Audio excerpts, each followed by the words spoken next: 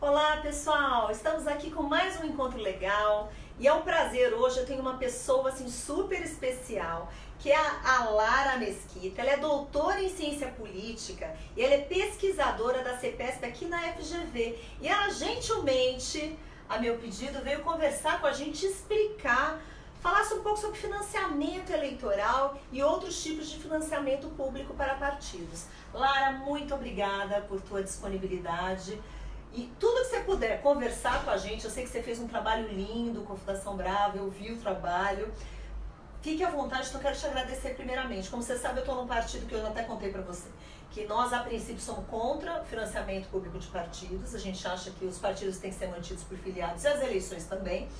Mas eu realmente quero ouvir você como especialista, prós, contras, então tudo que você puder contribuir com a gente, eu agradeço muito, tá bom? Obrigada pelo convite, boa tarde. Boa tarde, boa tarde. Olha esse sotaque lindo dela, ela estava contando pra mim que ela é do Espírito Santo, um sotaque lindo, sotaque lindo que a gente fala, sei lá que era, de onde será que ela é, né? Você veio do Espírito Santo, uma capixaba, que está há muitos anos em São Paulo, e já tem aquela mistura, mas vamos lá. Vamos começar falando, foi extinto o financiamento por empresas. Desde 2014, na eleição, não tem mais financiamento. 2014 foi a última eleição que as empresas puderam financiar campanhas. Isso, então desde 2016 a gente tem financiamento público, certo? Para as campanhas eleitorais. Você acha que o fato de ter essa extinção do financiamento por empresas ajudou na renovação que a gente viu? Bom, vou dar um passo atrás. Dá até 20 passos atrás. Assim, a primeira coisa é que o Brasil, assim como a grande maioria dos países do mundo, tradicionalmente adotar um sistema misto de financiamento político. Quando eu falo financiamento político, eu estou falando tanto da vida partidária quanto das campanhas eleitorais. O que foi proibido com a decisão do STF em 2015 foi que pessoas jurídicas possam doar. Mas pessoas físicas ainda podem doar. Então o nosso sistema ainda é um sistema misto, ele não é um sistema exclusivamente público.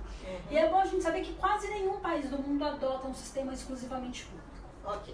A questão do sistema brasileiro é que ele se tornou um sistema que saiu de ter a maior parte das doações de origem de pessoas jurídicas, de companhias, de empresas, para ter a maior parte dos recursos hoje proveniente dos recursos do Estado, ou seja, dos impostos que a gente paga. A primeira eleição geral que vigorou sobre essa regra foi a eleição de 2018. O financiamento público contribuiu para o aumento da renovação? É difícil a gente falar isso. Não tem que ser. Primeiro, a primeira coisa que a gente pode dizer é que a taxa de renovação no Brasil é sempre alta. E em 2018 foi um pouco maior. Mas a gente ainda não sabe o que foi a causa. A gente não consegue traçar uma correlação. Então, se isso está relacionado com o contexto de crise política e crise econômica que o país vinha passando, ou se isso está correlacionado com a mudança das regras de financiamento. Por outro lado, o que a gente conseguiu levantar na pesquisa que a gente fez aqui pelo CEPESP, o Centro de Política e Economia do Setor Público da Fundação Getúlio Vargas, em parceria com a Fundação Brava, e que também foi corroborado por uma pesquisa sobre mulheres na política, coordenada, feita no Direito da GV aqui de São Paulo.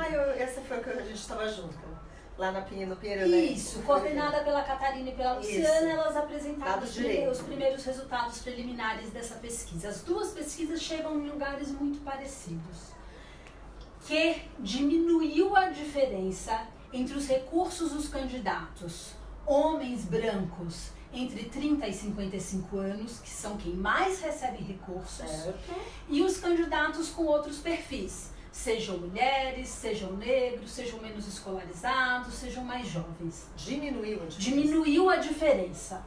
Isso não quer dizer que eles chegaram lá, só quer dizer que eu tinha uma diferença eu não tenho o valor agora na cabeça, mas vamos dizer, se um homem branco com alta escolaridade adulto, né? Ele arrecadava em média 1 milhão, um homem de baixa escolaridade, negro, ou pior ainda, uma mulher negra de baixa escolaridade, ela arrecadava 10 mil. Essa diferença continua grande, mas ela diminuiu. Então, em alguma medida, a predominância do financiamento público contribuiu para diminuir essa desigualdade. Ela empatou? Ela não empatou. Os homens brancos de alta escolaridade ainda recebem mais recursos do que todos os outros grupos, mas a diferença diminuiu. Agora, uma pergunta, até porque você estudou, você conhece outros modelos, você já falou que geralmente é esse modelo misto, né? Mas os exemplos que você vê de outras democracias, se é que podemos chamar de democracia, você considera, assim, porque hoje há uma predominância, inclusive eu olhei o estudo, achei muito interessante, eu vi aquele gráfico que mostrava, né, outras fontes de recurso, né, financiamento privado e financiamento público, que o financiamento público aumentou muito na última eleição. E especificamente nesse ponto, que é um ponto que para mim incomoda demais, essa concentração de dinheiro na mão e poder na mão da diretoria dos partidos. Como você vê isso como pesquisadora? Porque como eu tô lá, isso é uma coisa que bate em mim de um outro jeito. Nos outros países é assim também? Vamos lá. Existem vários modelos diferentes e a gente tem que pensar. A primeira coisa que a gente precisa avaliar é qual é o modelo político que a gente quer. Via de regra, todas as democracias do mundo funcionam baseadas no modelo de partido político. Porque não funciona um modelo político em que cada ator é representante de si próprio e tem a sua própria bandeira. Então, assim, não existe hoje nenhuma democracia do mundo que não funcione baseada em partidos políticos. A grande maioria das democracias tem uma preocupação de fortalecer os partidos, porque partidos que têm uma ação mais coesa no parlamento enquanto governo, nas duas esferas, eles tendem a gente tende a ter como resultado uma democracia mais estável. E é mais fácil se formar governo quando os partidos são minimamente coesos e atuam juntos. Como tradicionalmente os partidos brasileiros atuavam junto no parlamento. Se a gente vai olhar, em média, 80% dos deputados de um partido votam conforme a orientação do líder do partido. Então, a princípio, se você entende que essa atuação dos partidos é importante que os líderes partidários tenham controle sobre alguns recursos, inclusive o recurso de financiamento eleitoral. Por exemplo, em modelos como dos Estados Unidos ou do Reino Unido, da Inglaterra, que a gente está vendo agora, em que a gente tem um outro sistema eleitoral, que é o sistema majoritário, onde cada parlamentar é eleito por um distrito, que é uma fração daquele estado que elege um representante. Qual é o principal mecanismo que o líder partidário tem? Ele diz: Adriana, se você não votar comigo, na próxima eleição você não tem legenda para se eleger. É isso que acontece lá hoje. Né? E a gente viu isso, por exemplo, o Boris Johnson falando que vai fazer isso com uma série de parlamentares que na semana passada votaram contrariamente à posição do Partido Conservador. No Brasil, pelo sistema proporcional e pelas suas características, inclusive pelo multipartidarismo, é um pouco mais difícil o partido falar: olha, eu não vou te dar a legenda. Porque se a gente pensar num estado como São Paulo, que elege 70 deputados, as listas partidárias podem ter 70 pessoas, é muita gente. A gente também não adota um sistema, como é o sistema alemão, ou de outros países que adotam o sistema proporcional, que tem uma lista fechada e que é ordenada antes da eleição pelos dirigentes partidários. Então lá o dirigente partidário fala o quê? A gente ordena antes da eleição a posição dos candidatos na lista. Eu tenho uma lista com 30 nomes, importa a ordem que o nome aparecer. Porque se eu só eleger 2 deputados, são os 2 primeiros dessa lista que vão se eleger. Então, se eu tenho um parlamentar que tradicionalmente não vota com o partido, o que o líder do partido fala? Na próxima eleição você vai para o fim da lista. É chantagem então, de um jeito ou de outro. Não é chantagem, mas não é chantagem. É o recurso que o líder tem para fazer com que o partido atue de forma coesa. Porque existem vários partidos. Se você não está de acordo com a posição desse partido, você pode escolher se filiar a outro partido. Ninguém é obrigado a se filiar a nenhum partido político. Deixa eu fazer uma... E aí no Brasil, só para concluir, nesse sistema atual de financiamento, qual é a moeda que os líderes partidários têm? É a concentração dos recursos. Então a questão é, o líder partidário vai falar: se você não agir conforme os interesses do partido, eu vou te dar menos recurso, eu não vou te dar recurso na próxima campanha. Com isso eu estou defendendo que é bom ou é desejável que 100% dos recursos estejam concentrados na mão dos dirigentes partidários? Não. Eu só estou dizendo que em todas as democracias do mundo, inclusive essas que a gente olha e acha que são legais e que funcionam bem, na Suécia, na Alemanha, nos Estados Unidos, no Reino Unido, tem uma certa dose sempre disso. existe uma certa dose disso. Uma certa dose. Agora, voltando aqui, até porque foi bem esclarecedor, assim, acho que ouvir você contando. Agora, nesse cenário que a gente tem, vamos fazer uma avaliação crítica um pouco. Tentar, porque assim, como você está falando, trazendo um lado, que eu concordo com o que você está falando, faz todo sentido. Até porque a gente precisa dos partidos, até para manter coesão, até porque tem muita gente que vota numa legenda, não vota numa pessoa, porque acredita naqueles princípios, aquela coisa. Só que se a gente pensa no nosso país, que você já falou de multipartidarismo, nós temos 35 partidos, partido aqui é negócio, assim, muitas vezes. Tem os bem intencionados. Se tudo der certo com as últimas reformas, vai deixar de ser. Então, vai diminuir. Então, eu estou esperando. E ainda mais que está lá na Câmara dos Deputados, está tendo todo um movimento de voto distrital, e está tendo várias audiências públicas e de candidatura independente. Então, há um movimento para não concentrar tanto, para não ser uma coisa. Mas na sua opinião, e é isso, é uma coisa que realmente... Você não acha que, de certa forma, quando um líder de um partido, que talvez não seja tão bem intencionado e tão republicano, o deputado acaba sendo refém do voto, da fala e de tudo, independentemente de concordar ou não concordar, e uma pessoa que vota numa pessoa esperando um comportamento, que vá lá lutar pela população, tudo, e quando vê lá que a única coisa que faz é dar anistia para partido, isso deve dizer, não, eu estou sendo bem prática. Eu acho que tem aí várias coisas pra gente. Então vamos. Assim, é uma pergunta muito ampla. Muito ampla, É um espectro que aborda várias questões. Então, vamos lá. Primeira coisa é que... O bom de pesquisadora é que ela responde com a metodologia que a minha pergunta não tem. Ela pega, ela separa, isso mesmo, Lara. Isso...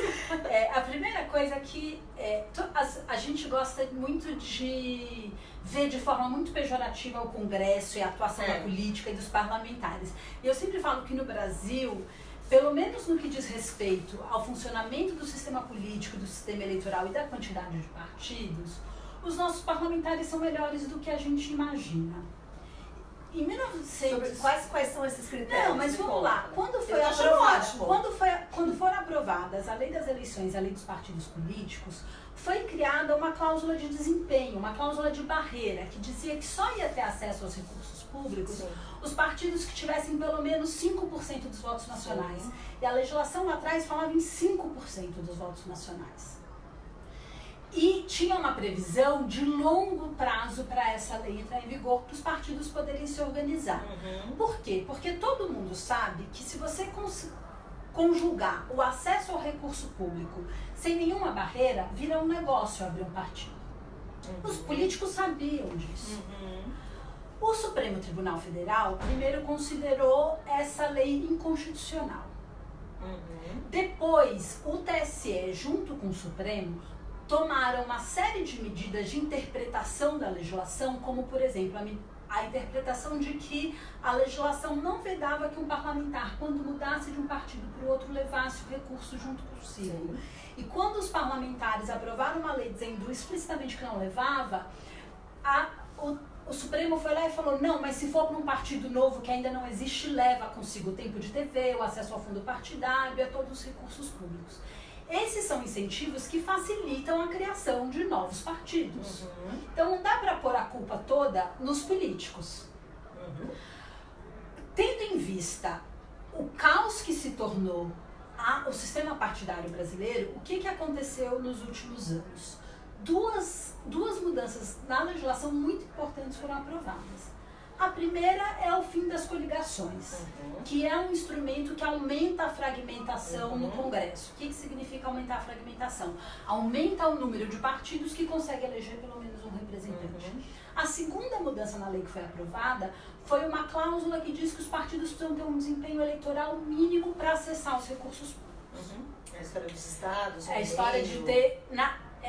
essa cláusula está sendo implementada de forma gradual, começando na eleição de 2000, o partido que não teve 1,5% dos votos nacionais para deputado federal em 2018, sendo que em pelo menos 9 estados ele tem obtido o apoio de pelo menos 1% do eleitorado que foi e votou em algum candidato, ou que alternativamente tenha eleito pelo menos 9 deputados federais por 9 estados diferentes, ele não tem mais acesso aos recursos públicos, ao fundo partidário e à propaganda que acontece na TV. Tudo isso, a expectativa é que isso ajude que no médio prazo diminua o número de partidos. Com certeza. E isso vai ajudar com que os nossos partidos sejam um pouco mais coesos. Então, essa é a primeira parte da resposta, né? Ficou um pouco longa. Voltando na segunda parte, é justo que os líderes partidários controlem tantos recursos? A gente precisa se questionar sobre isso. Não existe uma resposta única, nem uma resposta certa ou uma resposta errada. Isso depende muito do diagnóstico que cada um faz das fraquezas do nosso sistema político, do nosso sistema eleitoral. E as pessoas vão chegar a conclusões diferentes que são todas válidas e legítimas. Porque a resposta para isso depende do que você quer priorizar. Independente disso, a gente pode pensar formas de melhorar o sistema atual. Então, por exemplo, hoje cabe única e exclusivamente ao diretório, à executiva nacional do partido e, no limite, ao presidente nacional do partido, definir como ele vai concentrar, vai distribuir os recursos que ele recebe. Então, vamos pensar num partido que não recebe tantos recursos assim, um partido pequeno, médio. O presidente nacional desse partido pode escolher o quê? Pegar 100% dos recursos e alocar no seu estado de origem, por exemplo. Hoje a legislação permite isso. Ele não precisa nem distribuir, ele não precisa nem nenhum. Ele precisa entregar um documento para a Justiça Eleitoral dizendo como ele vai fazer a distribuição ou quais critérios ele vai adotar. E ele pode fazer o que quiser, mas ele pode distribuir. Não. O que ele precisa fazer é garantir 30% para as mulheres. Que também é uma questão que a gente sabe que está em debate na Câmara, porque tem tem todo um debate se isso vai cair, se vai permanecer, mas por enquanto 30% tem que ir para a mulher. Mas, por exemplo, ou não 30% para mulheres, mas 30% para o gênero que recebe, para o sexo que recebe. Aqui no caso do Brasil é a mulher. Aqui no caso do Brasil é a mulher. Mas vamos pensar, um partido que tem um candidato a presidente mulher pode pôr 70% dos seus recursos numa candidata a presidente mulher e 30% distribuir entre os outros candidatos. Mas se você pegar os 30% e dar para uma mulher só, apesar de ter 20, pode? Pode. Então, o partido tem autonomia para fazer o que quiser, seguindo essa regra de preservar o 30% quanto sexo. Então, o que a gente podia pensar? Por exemplo, na Alemanha, que recebe recursos públicos, existe uma regra que obriga que os partidos façam uma distribuição entre os estados, entre as províncias, de acordo com seu desempenho eleitoral anterior naqueles estados. Será que essa é a melhor estratégia? Não sei, porque se um partido quer entrar em um estado onde ele ainda não é eleitoralmente forte, se ele está obrigado a receber distribuir um percentual de recursos de acordo com o desempenho eleitoral anterior, você pode coibir isso. Mas a gente não precisa pensar que 100% dos recursos precisam ser distribuídos assim. A gente podia pensar, olha, 30% dos recursos que cada partido receber devem ser distribuídos seguindo alguma regra entre os estados. Ou vamos pensar nas eleições municipais agora. Tem partido que já falou que vai destinar 50% para mulheres, ou até mais. Ou tudo isso. Todos os critérios possíveis. Mas a gente pode pensar uma regra mínima, que não ingesse 100% dos recursos que o partido recebe. Mas dizer que 30% dos recursos dos partidos têm que ser distribuídos entre unidades da federação diferentes, ou 30% dos recursos têm que ser distribuídos entre cargos diferentes. A gente pode pensar em várias maneiras que diminuiriam um pouco esse peso da direção nacional do partido. Certo. Essa é uma possibilidade. Outra possibilidade é a gente ter um fundo público, mas que uma parte dele seja distribuída para os dirigentes partidários, que é como acontece na Alemanha, e uma parte dele não seja distribuída pelos dirigentes partidários. Uma parte deles componha um fundo que dependa do apoio que a população dá aos partidos ou aos candidatos. No caso da Alemanha, como eles adotam uma combinação de 2 sistemas eleitorais, o voto majoritário, que a gente chama no Brasil de distrital, e a lista fechada, então o eleitor pode apoiar diretamente um candidato ou um partido. Como que a gente mensura esse apoio? Pela doação do indivíduo. Então, quem receber mais doação de pessoa física, proporcionalmente, uma distribuição. Então, o que acontece? Se eu, Lara, doei, qual é a regra na Alemanha?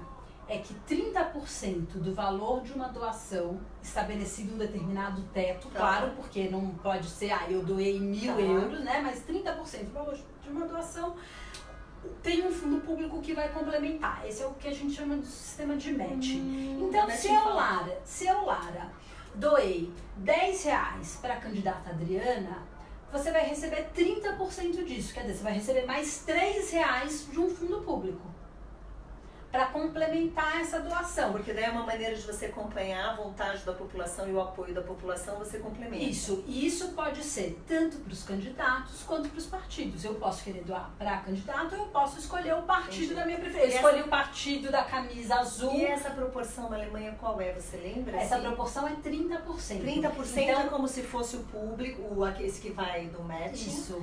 E os outros 70% vai direto no dirigente do partido. Vamos lá, é assim. Eu, Lara, doei R$10 para Adriana. Tá. Você vai ganhar do fundo público mais R$3, que é 30% do que eu doei. Ou, eu, Lara, doei 10% para o Partido Rosa. Doei R$10 para o Partido Rosa. O fundo público vai lá e vai doar mais R$3 para o... O que eu entendi, a minha pergunta é sobre a proporção dos recursos, assim, de uma maneira geral, que vai para partido e que vai para esse fundo. Não existe uma regra absoluta para isso. Porque aí a legislação de cada país varia com relação a isso. Então vamos pensar nos Estados Unidos, que é um outro país que adota o sistema de matching. E os Estados Unidos, como é uma federação bem forte, tem regras diferentes para a eleição presidencial e para as eleições estaduais. Nos Estados Unidos, na eleição presidencial, existe um fundo público. Como que esse fundo é composto? Quando você entrega a sua declaração do imposto de renda, você marca um xizinho ali se você quer doar $3 do imposto que você está pagando para compor um fundo público eleitoral. Olha. Então, se você deve $100 de imposto, você marca um X. Se você marcar o X, desses $100, $3. E o valor é fixo, $3. Começou com $1 e hoje é $3. Então, cada cidadão que apresenta a declaração do imposto de renda marca um X ali dizendo se ele quer doar. Do imposto a pagar. Do imposto a pagar, se ele quer doar ou não. Todo mundo que quer doar, isso forma um fundo público. Existe esse fundo público. E o fundo público só é composto disso? Só é composto disso. Os partidos e os candidatos escolhem se eles querem ou não receber esse fundo público. E quando eles escolhem receber esse fundo público, eles se sujeitam a uma série de regras. Então, quando você escolhe receber o fundo público, você diz que você vai submeter a um teto de gastos para a eleição presidencial que não existe nos Estados Unidos. Que você vai adotar um certo tipo de estratégia de arrecadação de recurso, que você vai impor regras que não existem na legislação. Então, são regras opcionais. Via de regra, os partidos, tanto o Partido Republicano quanto o Partido Democrata, não fazem uso desse fundo.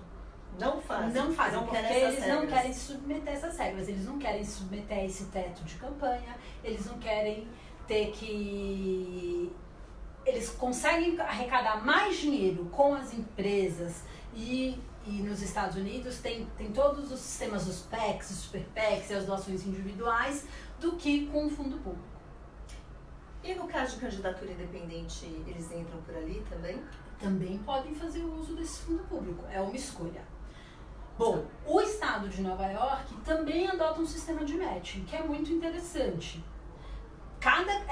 É opcional, cada candidato escolhe, e para você se tornar apto para acessar o sistema de matching, você precisa conseguir um mínimo de doações pequenas dentro do distrito onde você vai concorrer. Então você precisa conseguir doações de mais de 100 eleitores que estão alistados para votar no distrito onde você vai concorrer. Essas doações podem ser de $5, podem ser de $10, não tem problema. O importante é ter bastante. Aí você se credencia, aí você pode receber. E quanto menor for a doação, maior é a complementação. Então você diz, olha, para doações de até $10, eu vou te dar 3 vezes o valor que você arrecadou. Então se você receber uma doação de 10, eu vou te dar 30. Tá. Se a doação chegar até $50, eu vou te dar 1,5 vezes. Para doações acima de $100, eu vou te dar 70%. Certo. Então você tem recursos diferentes, percentuais diferentes de matching de acordo com o valor da doação. E sempre tem uma doação máxima, a partir dali não tem mais matching. Porque tenta nivelar, de certa forma. Qual é a ideia desse sistema? É incentivar que muitos eleitores participem com pequenas doações e que nenhum candidato seja dependente exclusivamente de um grande doador. Sim. Porque se a gente pensar hoje no Brasil, que a regra é 10% do que você declarou no imposto de renda do ano passado. Um profissional liberal, 10% do que ele declarou no imposto de renda é muito diferente de um grande empresário, que é muito diferente de um trabalhador assalariado. Então, na hora que você padroniza isso, assim, vamos pensar um caso conhecido. A gente sabe que na eleição de 2018, a proprietária do Magazine Luiza adotou uma estratégia de apoiar uma série de candidatas mulheres. Só que ela é uma grande empresária do setor varejista. A capacidade dela de doar é muito diferente da minha, que sou bolsista da FAPESP e pesquisadora da FGV, né? Não, mas é verdade. Então, assim, provavelmente uma doação dela, pequena, corresponde a tudo que eu poderia doar.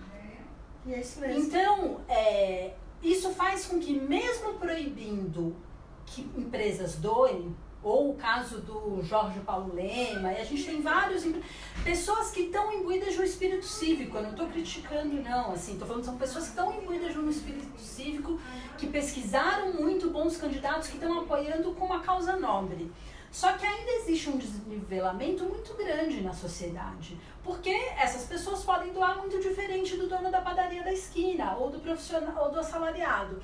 Na hora que você incentiva pequenas doações, isso faz com que nenhum candidato dependa de um único doador. Isso é muito interessante. Então, existem muitas formas de financiamento público no mundo. E no Brasil, a gente sempre teve um financiamento público muito importante, mesmo antes da mudança da regra, que era a televisão. O recurso da televisão é um recurso que é gratuito para os partidos políticos, mas não é gratuito para o Estado. Não é gratuito para o Estado nem para nós eleitores, porque as empresas de rádio e TV, elas são reembolsadas pelo Estado com o imposto que a gente paga por isso. Então, isso já é um financiamento público muito grande. Com certeza. Né? Se a gente for pensar, esse é o maior custo das eleições presidenciais norte-americanas, a compra do tempo de TV. E no Brasil, os partidos só acessam o tempo de TV público, eles não podem comprar. Então a gente já tem um financiamento público muito importante e muito grande. Que nem está na conta dos outros bilhões, né? E que não está na conta nem do fundo partidário, nem do fundo especial de financiamento de campanha. Agora, achei bem interessante o que você falou. Mas agora, por exemplo, na tua visão, porque eu vi lá no teu estudo que tinha as proporções. Como você encara, pelo estudo que você fez dos diversos países e tal? Porque o que a gente viu? Esse fenômeno que aumentou muito o financiamento público para as eleições, nas últimas eleições, em relação ao privado e tudo mais. E comparando isso, de certa forma, com o estudo que vocês fizeram dos candidatos eleitos e das verbas. Teve gente que não se elegeu com nada, teve gente que se elegeu com muito pouco, teve gente que gastou o limite, por exemplo, de deputado federal, que era 2,5 milhões, usava até o teto e não foi eleito. Então, como é que você faz essa relação, se é que você consegue fazer isso? Então, vamos lá.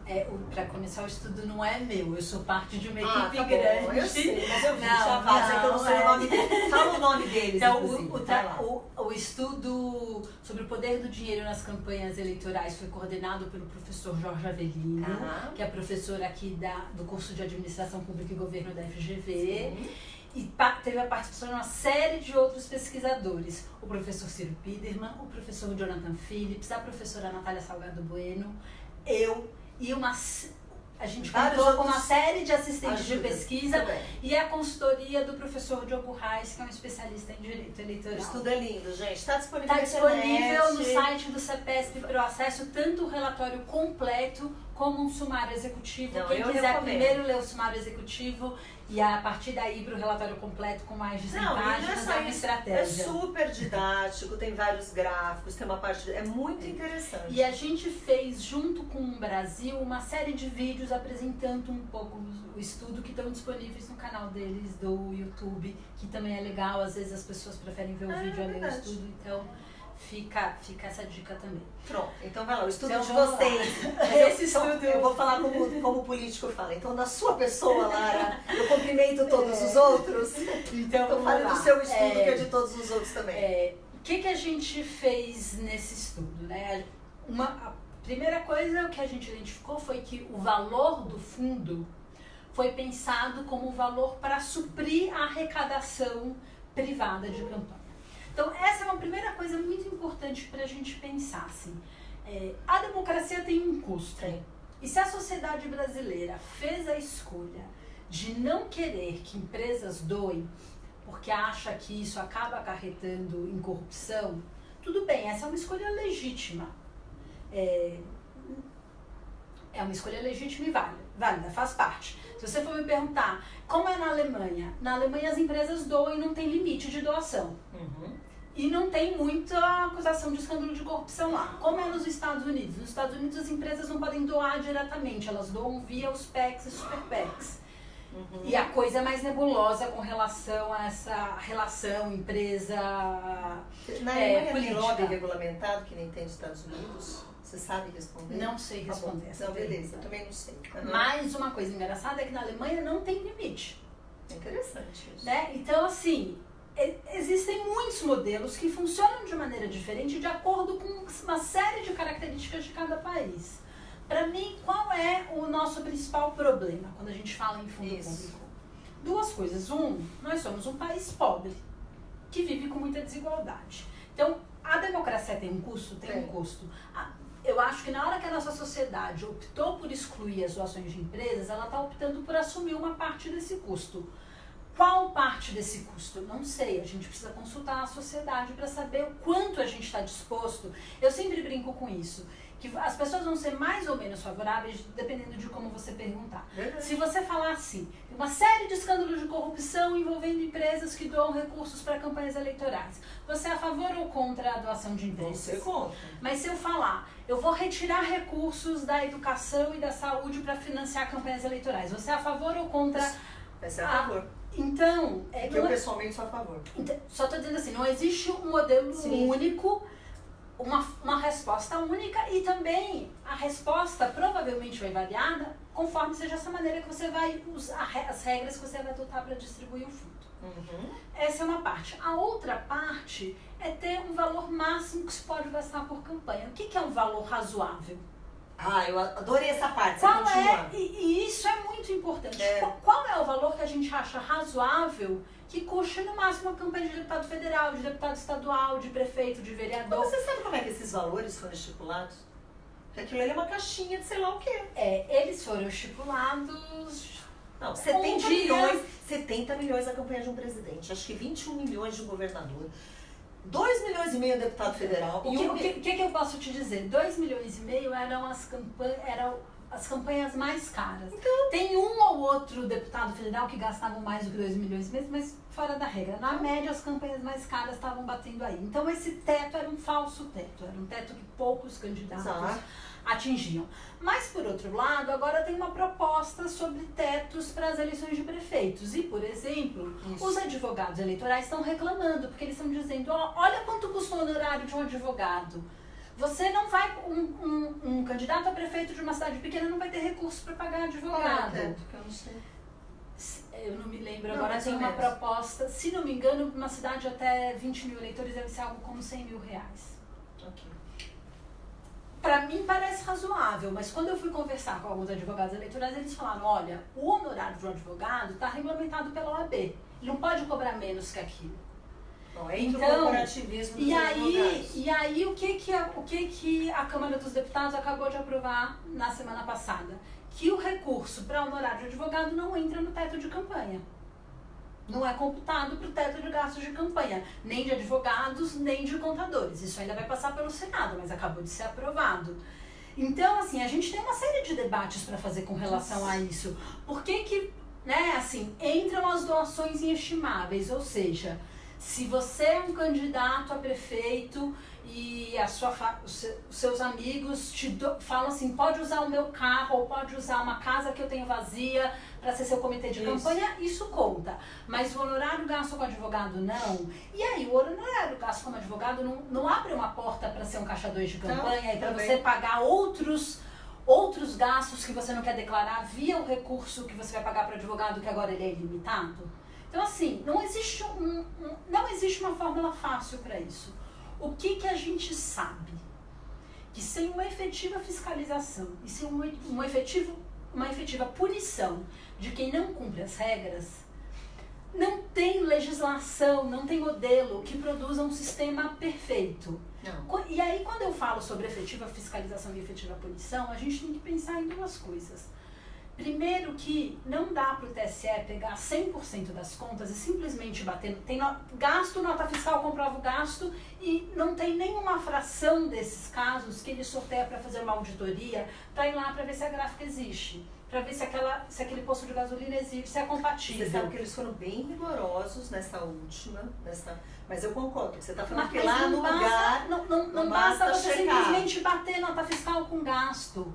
Não, entendeu? Eu preciso ter uma fiscalização efetiva. E é por isso que você tem candidatos que declaram gastos, mas não é só na parte dos 30%. A parte dos 30% é o que a imprensa pesquisou e achou. Mas eu aposto com você como também tem na parte dos candidatos masculinos. Mas então, assim, que não basta isso. E sobretudo no caso dos eleitos, que essa validação da prestação de contas precisa ser feita muito rápido, porque no presidente precisa ser feito entre o segundo turno da eleição e a data da diplomação, que não é após a diplomação, que é começo de dezembro. Então você tem o quê? Um mês para auditar as contas. Isso é muito rápido. Por outro lado, a gente está vendo que o TSE está julgando conta partidária de 5 anos atrás agora. Então, assim, essa é a pergunta da efetiva fiscalização e da efetiva punição. Porque, por outro lado, o que os nossos congressistas fizeram? Aprovaram. Eles constantemente aprovam anistias para os partidos políticos. Fizeram. Acabaram de fazer isso. Fizeram no começo também, 70 milhões. A proposta de reforma que está lá diz que o partido nunca é punido, só é punido o dirigente que administra as contas. Isso é muito ruim. Por que isso é muito ruim? Porque você não cria uma preocupação da coletividade do partido em cobrar que aquelas contas sejam bem feitas e que aquela prestação de contas condiza com a realidade e que todo o coletivo do partido é responsável. Porque você diz, não, o partido nunca perde acesso ao recurso público, não importa o tamanho do mal feito que tenha acontecido. Só o dirigente que assinava as contas partidárias ou o presidente do partido que responde por isso. O que é interessante na tua fala, e assim, eu concordo bastante com o que você está falando, mas parece que realmente há um descolamento do dirigente, os partidos são protegidos, assim, né? O partido em si, ele é protegido e fica completamente protegido. E fica uma coisa completamente desconectada. Por umas 3 ou 4 vezes na tua fala, você fala assim, nós temos que resolver como vai ser o nosso sistema, né? A sociedade definiu, Quando você fala sociedade, assim, minha visão, essa sociedade, essa discussão, como você acha que tem que ser feita? Porque se for via representante, o que eu vejo lá, eu não tenho essa ilusão e nem esse otimismo. Porque eu não sinto boa parte dos que estão lá representando alguém. Eu vejo eles muito mais sendo representados pelo dirigente partidário. É triste isso, mas eu acho... Não, mas você assim, tem uma visão que eu não tenho, porque eu nunca fui parlamentar e nunca tive em Brasília. E eu tenho uma outra visão de quem está estudando de longe de fora. Por isso, inclusive, que eu fiz questão de falar com você, porque é muito bacana essa tua visão, porque está me abrindo outras perspectivas, está muito interessante. Mas, por exemplo, quando você fala a sociedade tem que definir, até para ver nos outros modelos lá fora, Porque eu acho sim que nós temos que ter partidos que representem um conjunto de valores, um conjunto de... Os parlamentares têm que estar alinhados, eu concordo com tudo isso que você falou. Mas numa situação prática, por exemplo, você acha que, no caso dos partidos, quando você falou, quando anistiaram os 70 milhões ali, das multas, e só deram para o partido, não deram para empresário, não deram para nada, então quer dizer... Eles estavam eu brinco, falo que lá é terra de umbigolândia, é umbigolândia pura. Eles não estavam representando a população, a sociedade e tal, eles estavam representando a si mesmos, estavam se autoprotegendo e autolegislando. Isso eu acho uma vergonha. Então a minha pergunta para você é assim, que tipo de movimento você vê como legítimo, você vê como possível, dentro de um quadro onde a orientação do partido, que você fala, porque ali o dirigente dá a orientação do partido, muitos deputados votam ali de acordo com o dirigente, porque senão o dirigente não vai dar fundo eleitoral. Isso é fato. Assim, isso é fato. Agora, aquele deputado que não concorda com a anistia dos partidos, acha um absurdo, porque aquilo ali não é prioridade, nem urgência, a gente tem várias outras urgências. A minha pergunta é, como fica essa conversa com a sociedade, se a sociedade não está sendo representada em boa parte das vezes? Inclusive votando essa lei. Bom, então, acho que aí tem várias coisas. Tem várias coisas. E a gente volta assim, é fato que a gente passa hoje, em todas as democracias, não é privilégio nosso no Brasil, disso que a gente chama de uma crise da representação, desse descolamento entre o que os partidos fazem no Congresso e os anseios da sociedade. Sim. Existe uma forma fácil de resolver isso? Não existe. A única coisa que a gente sabe é que ainda não existe um modelo que possa ocupar o espaço dos partidos. Por isso que todas as democracias do mundo continuam baseadas no funcionamento de partidos políticos. Existem várias experiências para tentar melhorar essa relação entre representantes e representados. Esse é um ponto. Segundo ponto, embora eu concorde plenamente com o que você falou, como por exemplo com relação à questão da anistia, a gente também tem que ter um cuidado quando a gente fala isso, porque o representante, uma vez eleito, ele não é um ventríloco do representado. Não quer dizer que a deputada Adriana deva, toda vez que ela for votar num projeto de lei, vir e consultar os eleitores sobre como ela deve votar. Porque nós, eleitores, de uma maneira geral, nós temos uma visão de muito curto prazo. Eu estou pensando sempre no que é melhor para mim agora. É muito difícil eu ter uma visão do que é melhor no longo prazo e do que é melhor para o país, sim, ou do que é melhor para o estado de São Paulo, para a cidade de São Paulo, mas que não necessariamente vai ser o melhor para mim lá. Então a gente tem que ter muito cuidado com isso da relação entre o representante e o representado. Mas tem questões que são muito claras. Não, claro que tem, mas eu só estou dizendo assim, porque tem um discurso que exagera isso. Não, tem os aplicativos que você vê como que o eleitorado quer que você vote. E um que você não sabe quem é esse eleitorado, se é quem votou, se é quem não votou. E uma vez eleita, pelo menos no sistema eleitoral que a gente adota no Brasil hoje, a deputada Adriana Ventura representa todos os eleitores do estado de São Paulo. Ela não representa só quem votou. Exatamente. Então não importa se você votou ou não. Se você está no estado de São Paulo, você pode mandar um e-mail, ligar no gabinete, bater na porta e cobrar a Adriana Ventura, porque ela é sua representante. Eu sempre brinco. Então, quem votou em mim, quem não votou em mim, quem gosta de mim, quem não gosta de mim, a gente representa o Estado. Exatamente. É isso. A população desse Estado. A população desse Estado. Então, a gente tem que ter só um pouquinho de cuidado quando a gente fala isso. Mas, bom, como é que a gente faz isso? Qual é a regra? Qual é a única regra que existe no mundo inteiro?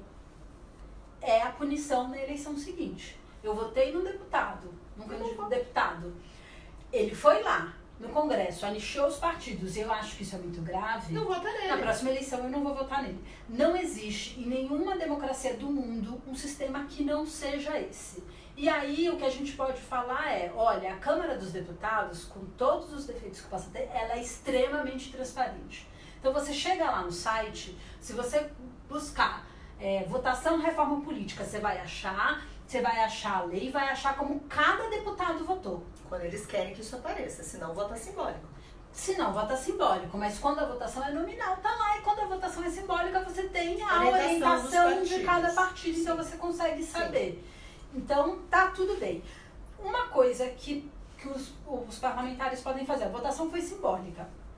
Mas tem deputado que vai lá e apresenta um voto em separado por escrito e pede para isso dentro das limitações do voto separado, que precisa ser logo depois. Sim, tem uma gestão da agenda que o deputado não consegue fazer, mas de qualquer maneira eu concordo. Mas assim, o deputado também não é o deputado sozinho, ele tem um gabinete, ele tem uma equipe ele tem uma liderança que trabalha para ele. Que pode te auxiliar nisso. Mas deixa eu te fazer uma pergunta. Então assim, só para dizer, qual é a forma? São os parlamentares que não concordam encontrarem mecanismos de se declararem contra. O outro é nós, eleitores, punirmos o Brasil. Agora vamos tocar num assunto muito delicado, que eu não sei se o estudo abrangeu, se vocês têm outro estudo assim. Que é justamente, a gente sabe que a nossa população, porque é muito, eu acredito piamente no que você falou, na outra eleição, aquele eleitor consciente vai lá, ele fez isso, não me representou, não foi bacana, não vota. Porque naturalmente há uma... Mas como você vê duas coisas diferentes, mas que são tudo a mesma balança? Primeiro, o fato dele, por exemplo, poder usar 2,5 milhões até mais para se eleger, que é uma competição desleal, dentro de um quadro que a gente tem uma população ainda que vende voto. A gente sabe que tem muita compra de voto no Brasil inteiro, aqui em São Paulo também isso é fato. Então depende, desde o frango até a cesta básica, até R$20, até R$50, e vendem para vários. Então, dentro de um quadro desse, a nossa teoria, enquanto esse amadurecimento não vem, fica muito complicado. Vocês chegaram já a aprofundar, pesquisar um pouco sobre compra e venda de voto, falta de educação da população e tudo mais? Nesse estudo da Fundação Brava, não, mas vou pegar vários pontos, inclusive passando pelo que você acabou de falar. Você falou, a gente sabe que tem eleitores que vendem de voto, inclusive vendem para vários. Olha, eu acho que esperto está sendo o eleitor. Ele ganha R$20 ou frango, a cesta, de 10 candidatos diferentes, de 15. E existe, eu não estou defendendo o candidato que faz isso não, mas você está pensando na outra ótica. Eu estou falando, o outro ponto disso é, o eleitor, ele sozinho no segredo da urna, algum desses candidatos vai lá e vê como o eleitor votou e fala, olha, na urna que você vota, não teve nenhum voto para mim, devolve os meus R$50? Não existe isso. Então, não estou dizendo que o candidato distribuir recurso não é um problema e que o teto de 2,5 milhões não é um problema. Não, isso é ameaça. Mas eu só estou...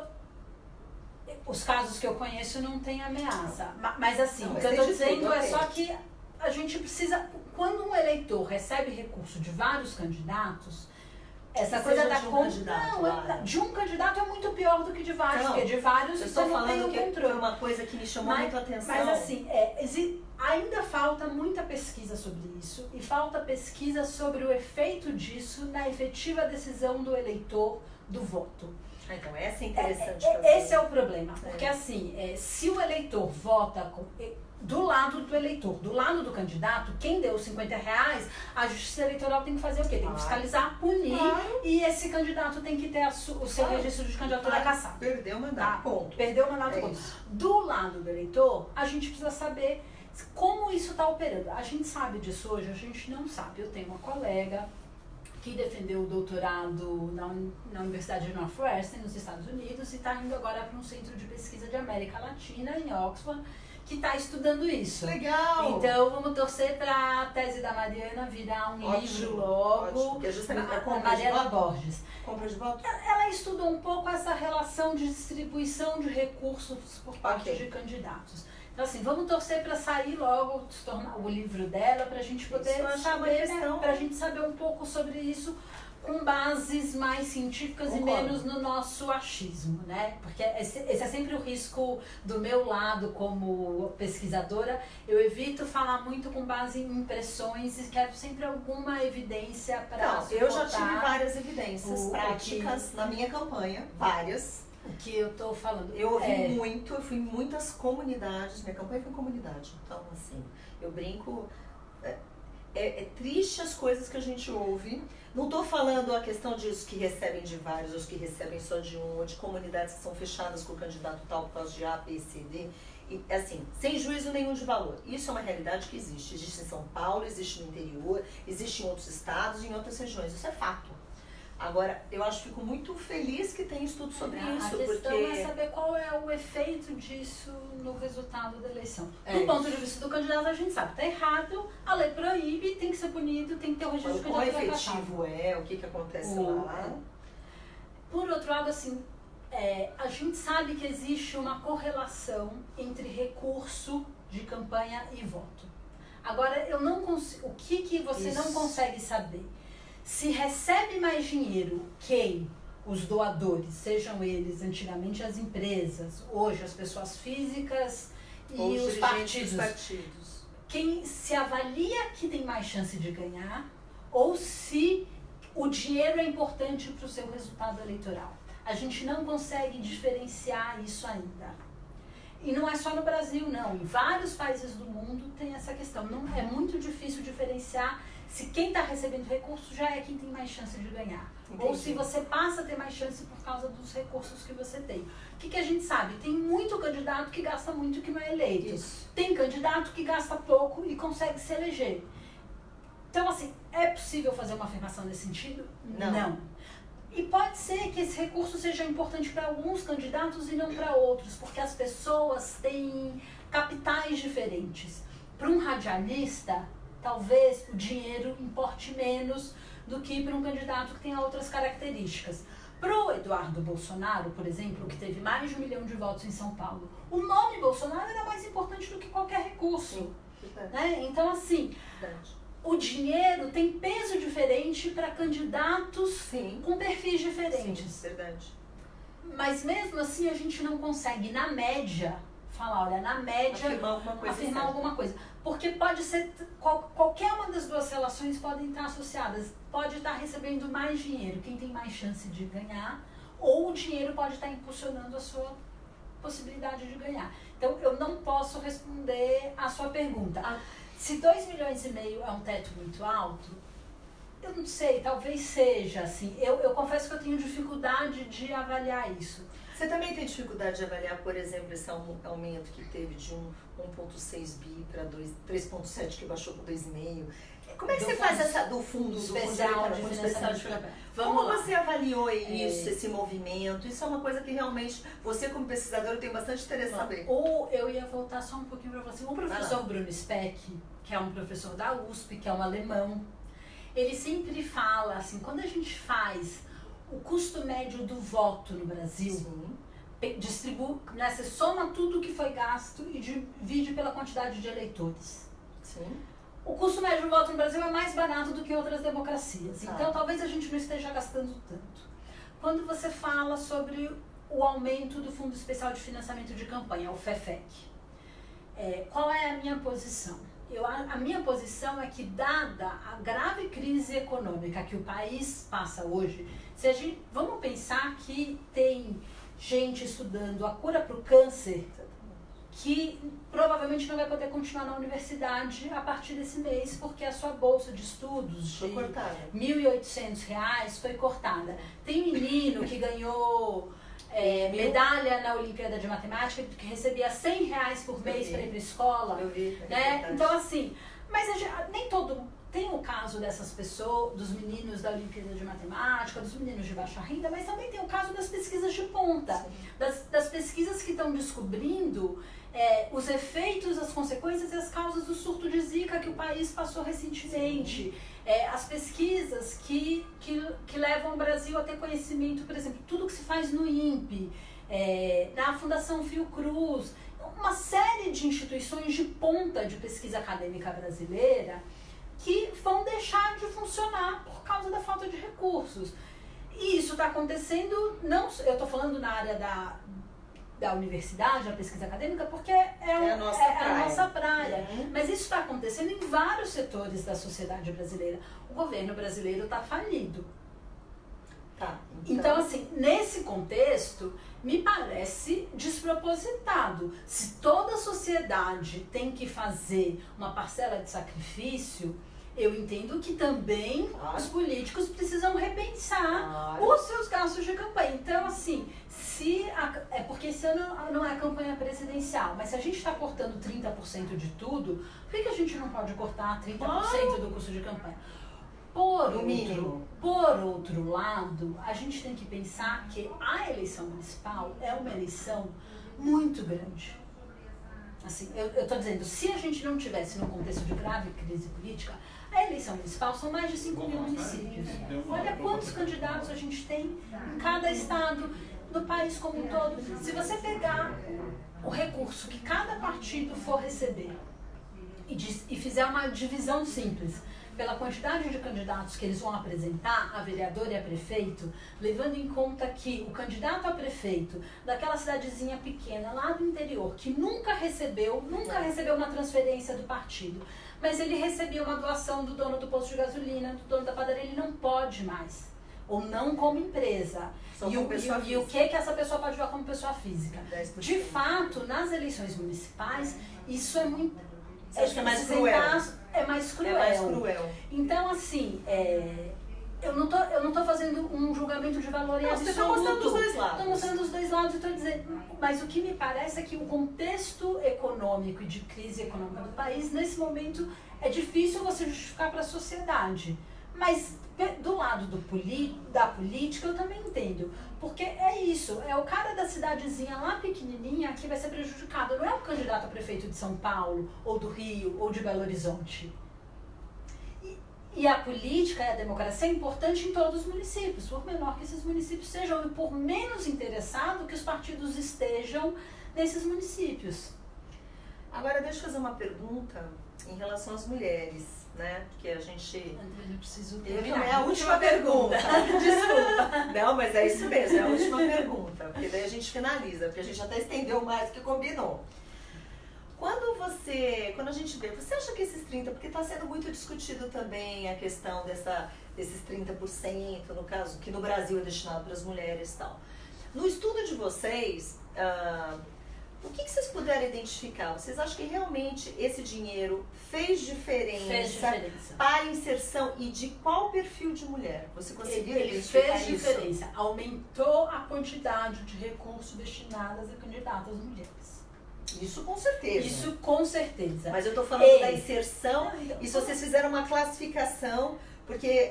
aí eu acho que o estudo da Catarina Barbieri e da Luciana Ramos, do Direito da FGV, aqui de São Paulo, vai responder melhor essa pergunta. Elas ainda não chegaram lá, mas elas pretendem chegar lá. Elas estão chegando. Mas o que a gente viu? Aumentou de maneira substantiva a presença de mulheres na Câmara dos Deputados. Aumentou de 10 para 15. Sim. Mas é substantivo. Mas a pergunta é, assim, mas você não pode afirmar que foi por causa desse dinheiro. Não posso afirmar. Então você não consegue correlacionar. Não, a única coisa que eu posso afirmar é que mais recurso foi destinado para as mulheres. E que a diferença entre mulheres brancas e mulheres negras diminuiu. E que a diferença entre mulheres de alta escolaridade e baixa escolaridade diminuiu. Só isso que eu posso afirmar. Então, que aumentou o recurso, que diminuiu a diferença de recursos disponibilizados para candidatos homens e candidatas mulheres. E dentro das candidatas mulheres, diminuiu a diferença entre os... Porque também é isso, é cruel. Do mesmo jeito que a distribuição de recursos favorece homens brancos de alta escolaridade de uma determinada faixa etária, mesmo que você recorte o escopo das mulheres, a distribuição de recursos também favorece mulheres com perfil muito parecido desses homens. Entendi. A adoção dos 30% dos recursos para as mulheres fez com que essa diferença diminuísse. Isso é um indício bom. Só isso que a gente pode dizer. Okay. Pessoal, hoje encontro legal super especial com a Lara. Eu quero agradecer a Lara pela aula que ela deu aqui sobre financiamento público. Falamos dos partidos, falamos de tudo. Obrigada. Eu vou refletir sobre muitas coisas que você falou. Obrigada, realmente foi um prazer. Te agradeço muito, uma super pesquisadora aqui da FGV. Então, obrigada, Lara, por toda a sua disponibilidade e bondade. E para toda a equipe que fez o estudo com você, parabéns e muito obrigada. Agora vamos avançar nessas pesquisas. Obrigada, gente. Tchau.